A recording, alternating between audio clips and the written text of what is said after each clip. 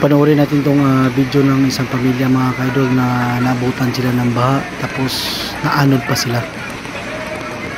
Sobrang lakas talaga ng tubig. Hindi na namalaya na bumaha pala. Isang pamilya talaga yan sila, may mga bata pa dyan. Parang dalawa yung bata eh. Tapos nag-try din yung mga kasama nila na iligtas sana sila. Doon kumuha na sila ng baging para sana ihagis doon sa kanila at mailigtas.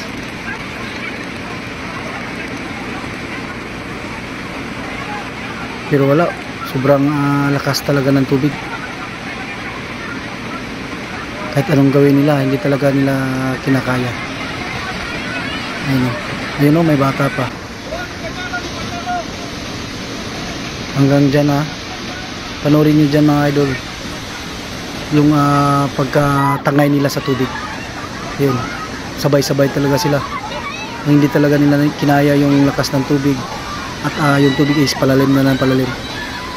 Yun, inanod na talaga sila, kawawa. Sana mailigtas na sila. Kawawa yung mga bata dyan eh. Yun. At tinangay na talaga ng tubig, sobrang lakas pa.